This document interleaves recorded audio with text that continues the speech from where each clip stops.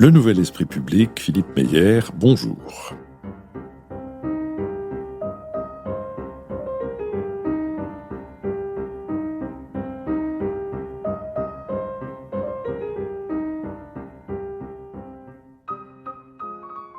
Bonjour, merci de nous rejoindre pour ce troisième et dernier entretien avec Frédéric Bourboulon, producteur associé de Bertrand Tavernier dans une société de production et de Laurent Hellman et d'Alain Sartre, si je ne me trompe. Non, c'était à l'époque une société créée par Bertrand avec Philippe Noiret, Laurent Hellman et Philippe Sard. Et Philippe Sard, qui après s'est transformé dans le temps et nous étions plus que tous les deux sur la fin. Alors, donc, on parlait dans le précédent entretien de Capitaine Conan. Mais vous avez aussi été, alors là, coproducteur, je ne sais pas très bien quel était le statut, mais d'un des films les plus inattendus peut-être de Bertrand, celui qu'il a tourné aux États-Unis, qui est Dans la brume électrique, avec les soldats confédérés. Comment s'est passé ce film-là? Comment s'est-il monté? Comment avez-vous vu tout ça et les difficultés qui ont pu aller avec? Alors, celui-là, il a donné vraiment du fil à retordre. Et heureusement que le film est formidable. Moi, je l'adore. C'est un film, et je suis obligé de parler un petit peu de ma vie personnelle, mais j'ai en 2005, eu un grave problème de santé qui m'a mis sur la touche et qui a fait que Bertrand avait signé un film donc avec un producteur américain qui était cette adaptation de James Lee Burke des morts confédérés dans la brume électrique, avec les morts confédérés, pardon. Et je suis arrivé un peu tard sur l'affaire, c'est-à-dire que les choses étaient déjà bien engagées, mais ce qu'avait pas vu Bertrand, il pensait que le producteur américain allait s'occuper de tout, financer tout, etc. Et il avait ce producteur américain qui au demeurant est quelqu'un d'excessivement sympathique, très cultivé et un très grand producteur. C'est quand même le producteur des derniers films de John Huston. Il a produit Au-dessus du volcan, il a produit Le Malin, il a produit les films de Tommy Lee Jones, dont ce formidable film Trois enterrements. Voilà, donc il signe avec Michael un contrat. C'était pas son truc de signer des contrats et de faire attention à ce qu'il y avait dedans. Il aurait dû se méfier, mon cher Bertrand, là.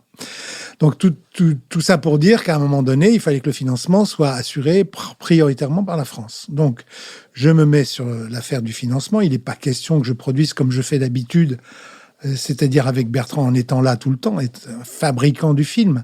Il a Michael pour ça.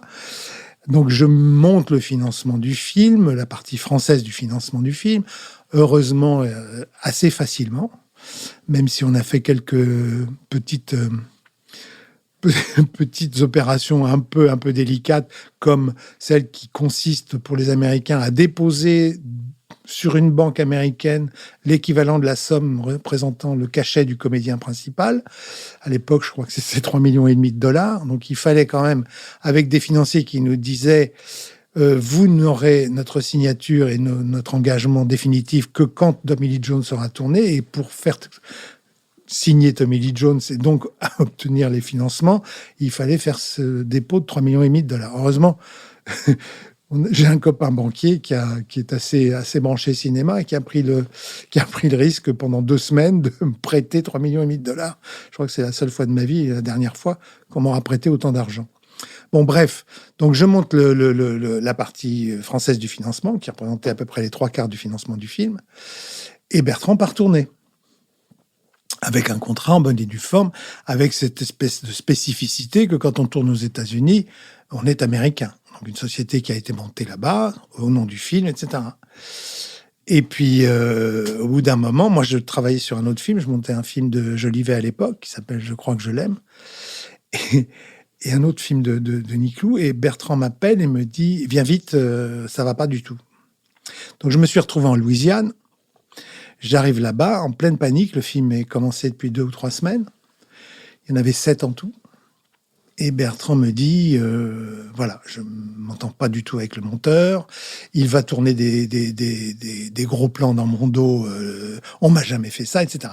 Donc on est en plein. Je dis tout ça pour illustrer le fait qu'on est en plein dans la différence culturelle entre les États-Unis et la France, c'est-à-dire Bertrand auteur et défenseur du droit d'auteur, et les Américains qui ne respectent pas le droit d'auteur, où le producteur est tout puissant et a le final cut des films. Donc, cette bagarre entre le producteur américain et Bertrand, qui s'est vite transformée en une espèce de, en tout cas pour le producteur américain, une espèce de crise d'ego terrible par rapport à sa stature, etc., qui savait mieux que tout le monde ce qu'il fallait faire, et qui commençait, alors Bertrand ne s'entendant pas ni avec le monteur, ni avec une partie des gens de l'équipe, etc. Donc ça a été très compliqué, avec un Tommy Lee Jones quand même très difficile à diriger, qui est bourré dès 6 heures de l'après-midi, donc parfois même avant. Bon, avec Dexter Gordon sur Autour de minuit, il avait pris un peu l'habitude, Bertrand, de manipuler ce genre de... Mais enfin, c'était pas un personnage très sympathique à l'époque, Tommy Lee Jones, vis-à-vis de Bertrand. Voilà, il était un peu esselé, un peu fragile, très en difficulté par rapport à toutes ces contraintes, avec des équipes pléthoriques qui bougeaient pas vite, avec aucun sens de l'improvisation, avec des lourdeurs comme seuls les Américains sont capables de... Je veux dire, c'est bien pour ça que John le Carré disait que les Américains étaient des Soviétiques avec un pli au pantalon, quoi. Une lourdeur administrative, etc., etc. Donc il a eu les pires difficultés à tourner le film, et ça a pas loupé, désaccord total sur le montage. Et ça nous a pris 1 an de discussion avec avocats, etc., pour faire accepter l'idée qu'on avait eue très tôt, en disant, écoutez, faites votre montage pour les États-Unis, et nous, on fait notre montage pour le reste du monde. Voilà, ça nous a pris 1 an, il a fallu décaler le film, il a fallu repousser la sortie, je vous fais pas un dessin, des agios bancaires, et puis au bout du compte, après que les Américains aient eu fait leur montage, qui est terriblement différent, je ne sais pas si vous avez eu l'occasion de voir les 2 versions, mais enfin bon, pour moi, il n'y a pas photo. C'est un prétexte, l'histoire policière est un prétexte pour autre chose dans le film. C'est un film faulknérien, c'est un film sur le passé qui n'est jamais passé. Ouais, voilà, c'est tout ça, c'est la résurgence de l'esclavage, des bayous, etc., de la guerre de sécession, c'est tout ce qui intéressait Bertrand. Et c'est tout ce qu'il n'y a pas dans le film américain. C'est drôle, qu'il y a une quinzaine de minutes de moins où tout est fait pour que l'histoire policière soit au devant, comme ça. Ce qui est curieux, c'est que le film a marché là-bas, comme il a marché ici. Ouais. Donc voilà. Mais donc voilà, ça nous a mis énormément en difficulté. Je veux dire, heureusement que le film est beau et qu'à la fin, Bertrand a pu obtenir de Tommy Lee Jones qu'il refasse toutes les voix off que lui-même avait réécrit avec James Lee Burke. Voilà, il y a eu cette musique de Beltrami que Bertrand a quand même obtenue, ce Dixit Dominus qui vient à la fin, cette magnifique voix off de fin qui est tellement taverniesque, qui est faulknérienne, taverniesque et burkienne. Je fais ces écarts de langage à bon escient parce que c'est vraiment Bertrand là. C'est vraiment ce qu'il aime, ce qu'il avait déjà mis dans son film qu'il avait réalisé avec Robert Parrish, qui est Mississippi Blues, où il est parlé du Sud, comme ça. Voilà, cet ancrage dans le passé, ce goût pour l'histoire, peut-être quelque chose aussi, me semble, de ce qui reste chez Bertrand Tavernier, de son éducation catholique, et notamment de 2 choses qui, moi, m'ont frappé à la revoyure, à la énième revoyure du film, qui est l'idée de la miséricorde de Dieu et l'idée de la communion des saints. Je pense que c'est pas pour rien que Bertrand Tavernier a choisi de mettre à la fin ce morceau de Handel tiré du Dixit Dominus, qui est des torrente in via bibet propterea exaltabit caput. Il boit de l'eau du torrent et c'est pour ça qu'il redresse la tête. Où Tommy Lee Jones, qui joue Dave Robichaud, le détective, est à la fois accablé par la dégueulasserie du monde et soulagé d'avoir sauvé sa fille d'une part et puis résolu cette affaire et éliminé un méchant. Et il y a une espèce de relativisme qu'on trouve dans d'autres films de Bertrand Tavernier, mais qui m'a frappé. Et qu'on trouve aussi dans d'autres bouquins de Burke. Oui, bien sûr. Ces personnages de ces sœurs là qui sont après Katrina, qui redressent le pays, etc. Bien sûr que ils se ressemblent, Burke et Bertrand. Oui, comme Bertrand ressemblait aussi à Russell Banks, avec qui il avait essayé de faire ce film formidable tiré d'une des nouvelles de Russell Banks, d'un recueil qui s'appelle Un membre permanent de la famille, qui est la nouvelle Snowbirds, que j'encourage tout le monde à lire, parce qu'elle est absolument formidable, qui aurait fait un film formidable pour Bertrand. On n'a pas pu le monter, donc voilà, c'était un...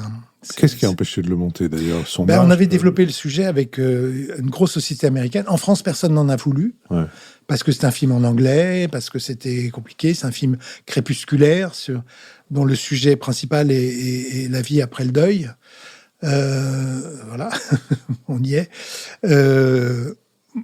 C'était un duo d'actrices magnifiques. C'était Suzanne Sarandon et Jennifer Jason Leigh. Donc, c'était pas rien. Mais en France, ça dit rien à personne. Voilà, il a été très meurtri après avoir donné au public, aux gens aux générations suivantes, ce magnifique testament qu'est le voyage à travers le cinéma français. Il a été très meurtri par ça. C'était un homme blessé par le refus justement des financiers principaux du cinéma français de même pas lire le scénario, de dire non, un film en anglais sur ce sujet. Voilà, donc on avait développé le film avec une société américaine qui est Amazon Studio. Et on est allé loin, puisqu'on avait donc le casting, on avait les repérages, on est allé en Floride, ça se passe à Miami, principalement, et dans les Adirondacks, au nord de l'État de New York. Voilà, tout était prêt, et il y a eu un changement de management à ce moment-là sur Amazon, dans Amazon Studio, et la nouvelle direction a décidé qu'ils ne développaient plus des films comme ça, et que voilà, c'était... Donc ils ont mis fin à et on n'a pas pu redresser le tir, ni avec Netflix, ni avec personne, parce que, comme on dit dans le métier, le sujet était un peu cramé. Voilà, et puis Bertrand est tombé malade à ce moment-là, et voilà, donc ça n'a pas arrangé les choses. Mais voilà, c'est un regret, ça. Vous avez mentionné le voyage à travers le cinéma français, qui reste un outil, je crois pour longtemps, un outil exceptionnel, pas seulement par l'érudition de son auteur, mais par le fait que c'est son voyage. Ça n'est pas destiné, c'est pas un truc de prof, même si on apprend infiniment de choses, y compris ceux qui aiment le cinéma et qui croient le connaître, qui apprennent beaucoup de choses. C'est le journal d'un amoureux du cinéma et qui fait partager son goût et donc forcément ses connaissances. Mais ce documentaire, ce document, comment a-t-il été monté? Quels obstacles a-t-il fallu franchir? C'était un vieux projet de Bertrand. Ça faisait longtemps qu'il rêvait de faire ça, qu'il a envie de se confronter à ça, à cette espèce d'explorer en cinéaste sa partie cinéphilique. Parce que c'est pas un travail d'historien, c'est un travail de cinéaste. C'est ça qui est époustouflant dans ce boulot. C'est qu'il regarde les films, il parle des films en cinéaste admiratif, parce que c'était avant tout ce qu'il était. Il était un admiratif de tous les gens qui faisaient du cinéma. Je l'ai rarement entendu dire du mal d'un film. Il trouvait toujours quelque chose à sauver dans un film. Vous l'avez dit tout à l'heure, c'est dans une pièce de théâtre, il allait chercher la dernière minute, la dernière tirade pour dire tiens, telle comédienne dans tel truc qui est épouvantablement mise en scène est formidable. Voilà, il avait ce goût-là et évidemment, sa cinéphilie, il fallait qu'il en fasse profiter. Je pense que vraiment, c'était ça, en faire profiter les autres. Tout simplement. Ça a été compliqué parce qu'on a eu un mal fou. C'est pas un film a priori difficile, ces interviews à filmer. Il y a quand même, c'est un film cher parce qu'il y a des extraits. Et les extraits sont vendus cher. C'était la seule difficulté. C'est-à-dire que je crois qu'à l'arrivée, j'ai signé 1200 contrats d'extraits de films pour le film et la série, puisqu'il y a un film de 3h15 et une série de 8 heures, qui n'ont rien à voir l'un avec l'autre, à part le générique. Et qu'on peut retrouver sous la forme de DVD. Et sous la forme de DVD ou de Blu-ray, évidemment. Mais la grosse difficulté, c'était d'obtenir les droits de tous ces extraits et aussi de les conformer. C'est-à-dire, bon, il y avait des extraits en 35, des extraits en vieux, des trucs pas restaurés. On a quand même fait restaurer, grâce aux archives du film, un des premiers films en couleur du cinéma français, qui est La Terre se meurt de Jean Vallée. Voilà, un film qui était parti aux oubliettes, qui est un film avec Charles Vanel et Vincent Scotto, qui parle des drames paysans, du problème du prix des cours des céréales dans la paysannerie française en 1936, je crois. Le film est de 36. Enfin, ce qui est incroyable, un film d'une actualité brûlante. Voilà, il y a eu tout ce travail pour retrouver les archives, pour aller fouiller partout. Non, mais c'est vrai que c'était très compliqué et que sans l'enthousiasme du responsable du patrimoine chez Gaumont, qui est Jérôme Soulet, qui a convaincu assez vite d'ailleurs, et j'avoue que Sidonie Dumas, patronne de Gaumont, a très très vite marché dans la combine. On a pu donc s'adjoindre en plus Pathé derrière, qui est aussi une société qui a quand même un goût du patrimoine certain. Il y a la Fondation Pathé, et Sophie Sédou est très très très très très active dans la sauvegarde du patrimoine. Voilà.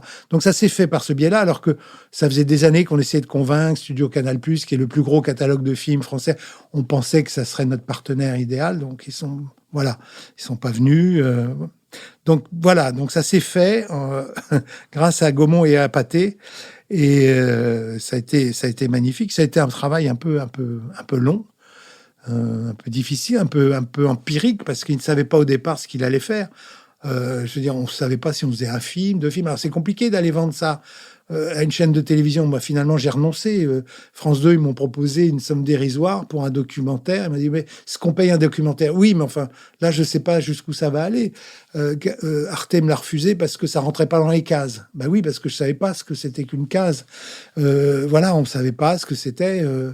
Donc, voilà, à l'arrivée, il y a un film de long métrage qui est magnifique et une série plus thématique, plus éditorialisée, qui est autour des cinéastes, etc., des thèmes. J'encourage vraiment tout le monde à regarder, parce que c'est un... si j'ai bien compris, le Blu-ray ou le DVD, les deux, a été très bien accueilli par le public. Oui. C'est-à-dire le bouche à oreille autour de ce travail est quelque chose qui a été extrêmement positif. Mais moi, à l'époque, Bertrand me parlait volontiers des difficultés qu'il avait autour du film, et je me souviens, au fond, j'ai eu tort, je l'ai pas interrogé sur comment il le faisait. C'est-à-dire qu'il arrivait, il vous disait, il faudrait, voilà, tel film auquel je pense, il faut qu'on essaie de le trouver, d'avoir les droits, ou ça se passait comment? Oui, ça a été très heureusement, grâce au travail méticuleux et de forçat de Emmanuel Serpin, qui était la documentariste et son assistante sur le film, qui est allé chercher partout des archives, dès qu'il lui parlait de quelque chose. Il avait dans sa tête un petit peu... Il voulait partir de son enfance, de ses premières images de spectateur, et dès le début, il a dit, je m'arrête en 70 parce que c'est l'époque où je deviens cinéaste et je veux pas me confronter à mes pairs et aller... et avoir l'air de faire, voilà. De distribuer les bons et les mauvais points. Alors, il y avait des cinéastes qui se chevauchaient, évidemment, qui ont tourné avant 70 et après, ce qui était le cas de Sautet. Mais bon, Sautet est plus un cinéaste des années 70. Enfin, il a pu boucler le truc avec Sautet. Mais voilà, il y a beaucoup de cinéastes qui sont venus après dont il ne peut pas parler. Je veux dire, il y a pas Assayas, il n'y a pas toute cette jeune génération de Pléchin, etc. Ni Clou. Et Dieu sait qu'il les aimait beaucoup. Mais ça s'est fait de façon... oui, il avait dans la tête cette première structure du long métrage, de parler de mon chat, de sa naissance, de son père, de Lyon, ses premières images, des bombardements, ses premiers, voilà, tout ce qu'il dit au début du film, et puis après, de son adolescence, sa rencontre avec Melville. Donc, c'est structuré assez bien. Il voulait beaucoup parler de Gabin. Voilà, ça s'est fait et finir sur son tête. Donc, le film, finalement, il a eu sa trajectoire assez vite. Donc voilà, il suffisait de suivre ce qu'il disait et d'aller chercher les interviews de Melville, les machins, les trucs. En plus, tout le monde s'y mettait. Je veux dire, je me souviens quand Yves Boisset nous a apporté la cassette avec l'engueulade de Belmondo sur le plateau qui engueule Melville. Je ne sais plus sur quel film c'était. C'est sur Léon Morin. Sur Léon Morin, oui. Où il le traîne dans la boue. Donc ça, c'est un extrait qui est magnifique. Et puis, bon, il a fallu... tout de suite, les héritiers Becker nous ont dit « Mais servez-vous, non, mais c'est tellement bien, etc. » Bon, voilà, les héritiers Audiard, pareil. Il y a eu des moments formidables. Puis il y en a eu d'autres un peu plus pénibles. On a dit « Ah ben non, nous, chez nous... nous, c'est de 10 000 € la minute, mais on ne peut pas. Alors, donc, il n'y aura peut-être pas tel ou tel cinéaste dans le film. Voilà, puis ça a fini par se... Mais à la fin, ça a fini par se faire. Ça s'est fait. Ça s'est fait. Il fallait donc que j'impose, c'était la stratégie, le même prix à la minute d'extrait pour chaque... J'aimerais bien que on puisse adopter une législation à peu près identique à celle, pour une fois, que les Américains ont mis en place, qui est le fair use, qui est que pour ce genre de travaux et de documentaires, on ait un droit, en littérature, ça s'appelle le droit de courte citation, oui. Voilà, l'exception au droit d'auteur, qu'on puisse avoir accès. Mais c'est compliqué, parce que un extrait de bouquin, c'est facile. Un extrait de film, il y a beaucoup d'auteurs sur un film. Le musicien est un auteur, donc il faut aussi aller contracter avec les ayants droit des musiciens, etc. etc. Enfin, vous voyez, il y a plusieurs scénaristes. Parfois, il y a l'œuvre originale. Pour un même extrait, parfois, il y a une dizaine d'interlocuteurs avec lesquels je suis obligé de contracter. Alors, vous avez parlé de ce projet dont l'absence de suite avait beaucoup marqué Bertrand. Et pourtant, c'était juste après un film de lui qui lui a eu aussi beaucoup de succès, comme d'ailleurs quand même beaucoup de ses films, qui est Quai d'Orsay. Quai d'Orsay, quand Bertrand Tavernier vous dit qu'il a l'intention d'adapter une bande dessinée, vous pensez quoi? Qu'il faut l'enfermer? Qu'il faut lui dire d'aller un peu à la campagne se reposer? Non. Vous pensez que c'est jouable? Oh bah oui, un sujet de film, ça peut être n'importe quoi. Hein. Ça a souvent été une page... Dans ma vie, j'ai rencontré parfois même rien. Il y a une légende qui roule sur Godard, qui serait entré un jour dans le bureau de Sard en lui disant « Je vais faire un film à partir de la 5e ou la 9e de Beethoven ». Et Sard qui dit oui, et le script, il me paraît que Godard lui a balancé le disque sur son bureau en disant c'est ça. Bon, c'est un aparté, c'est une histoire qui m'a toujours amusé. Non, il m'appelle un jour en me disant c'est un copain, c'est un de vos collègues, qui lui a fait lire Quai d'Orsay. Et Bertrand a toujours eu, dans le fond de son cerveau, l'envie de faire un film sur la politique. On avait même commencé à en tourner un, bien que le scénario n'ait pas été écrit. Il voulait écrire avec Philippe Boucher l'histoire... Philippe Boucher, journaliste au Monde et spécialisé... Et à Radio France. Oui. Il n'avait pas fait une chronique à Radio France à un moment donné? Je ne suis pas sûr, mais peu importe, ouais, Philippe Boucher en tout cas. Vous êtes meilleur que moi là-dessus. Et oui, c'était le journal d'un amateur dans Le Monde, c'est ça. Et Philippe et Bertrand étaient partis de l'histoire personnelle de Bertrand, qui était que son beau-frère, le mari de sa sœur, était maire de Sainte-Maxime dans les années 75-80. Et briguait la mairie de Toulon, ou la région de... Et c'était un jeune loup du Parti républicain, le RPR de l'époque, l'UDR à l'époque, je crois, ouais. Et qui s'était endetté à mort, qu'il avait... D'après ce que me racontait Bertrand, c'était ça. Moi, je ne l'ai pas connu, c'était Émeric Simon-Laurière, donc jeune loup à l'époque, du parti, que Bertrand aimait beaucoup, malgré leurs différences de vue. Et un jour, il a été retoqué pour cette campagne qui voulait... On lui avait préféré un autre candidat. Il s'était beaucoup endetté, paraît-il. Il est allé s'acheter un revolver ou une carabine, je ne sais plus, un revolver chez Gastine Renette, et il s'était tiré 2 balles dans la tête. On l'a retrouvé mort. Et Bertrand voulait écrire l'histoire d'un type sincère, d'un type qui serait venu en politique par le milieu syndical, par le milieu, toujours cette obsession du terrain, des types qui ont les mains dans le cambouis, etc., et qui serait monté comme ça dans la hiérarchie d'un parti et qui aurait fini par être dangereux pour les gens, alors qu'il aurait peut-être nommé secrétaire d'État pour mieux l'étouffer, etc. Donc c'était un peu, voilà, l'idée de construire, ça s'appelait Le jeune homme sage. Et quand il y a eu le congrès de Rennes en 1990, Bertrand m'a dit... Congrès du Parti socialiste. Congrès mémorable du Parti socialiste où les jospinistes et les fabusiens s'étaient étriés. Et Bertrand me dit « Oh, ça serait bien ». Il appelle Lucchini, qu'il convainc de jouer le rôle d'un jeune député PS, parce qu'il voulait en plus quelqu'un qui soit dans le parti gouvernemental. Ça ne l'intéressait pas d'avoir quelqu'un dans l'opposition à l'époque. Donc on part avec une caméra 35, le chef opérateur, moi, Bertrand et Philippe Boucher et Fabrice Lucchini, et on tourne. Et on tourne, Fabrice Lucchini votant l'émotion, discutant avec Chevènement, lui demandant pourquoi il avait rejoint la motion Popren, en disant mais comment je me souviens d'une phrase de Chevènement, lui disait, tu sais, je préfère ces fumeurs de pipe aux pompes décapotables dont les dents rayent le parquet plutôt que ces espèces d'intellectuels sortis de l'ENA. Enfin, des trucs un peu marrants, quoi. Bérégovois, tout ça. Donc, on a 20 minutes de film qui sont éblouissants. Et souvent, quand je rencontre Fabrice Lucchini, je lui dis, il faudrait vraiment qu'on trouve quelqu'un qui a envie de faire un film avec toi. Il y aurait un flashback extraordinaire. Donc, ça, en plus, il l'a fait avec un peu le maire, là, et... Oui. Je me souviens plus de son titre, oui.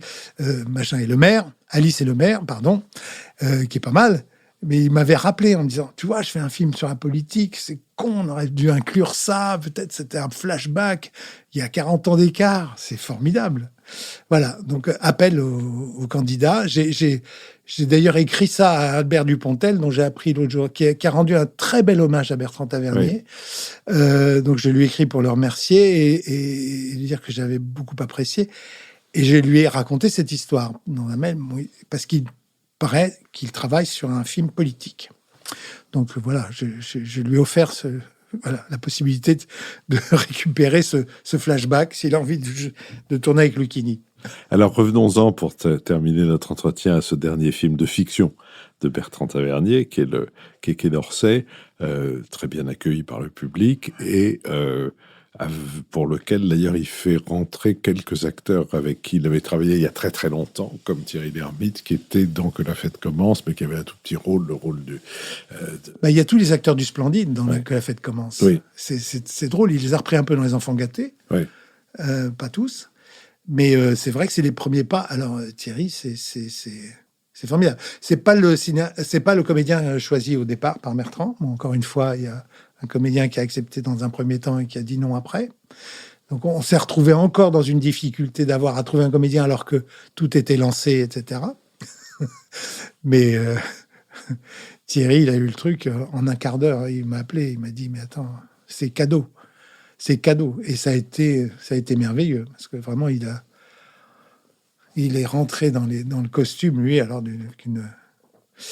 il a adoré faire ce film. Ça, c'est le dernier film de François Perrault, qui est magnifique, dans le rôle de son père. François Perrault, qui était dans Coup de torchon, qui était le colonel Tramichel, craque comme Tralala, et Michel comme la mère Michel, qui était l'officier qui cherche le soldat inconnu dans La vie et rien d'autre.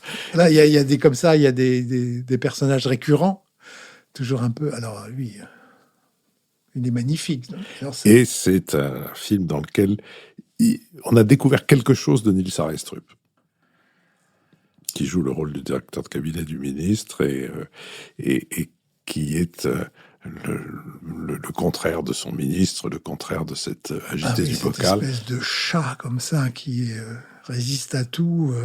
Le modèle était comme ça, hein, il paraît. Ah oui, je le connais, moi, le modèle. Vous le connaissez. Je le connais, j'ai fait une Moi, je ne le émission connais avec pas, lui. j'ai Le croisé modèle une est fois, mais exactement comme ça. un type inoxydable qui Ouais. peut résister à toutes les tempêtes.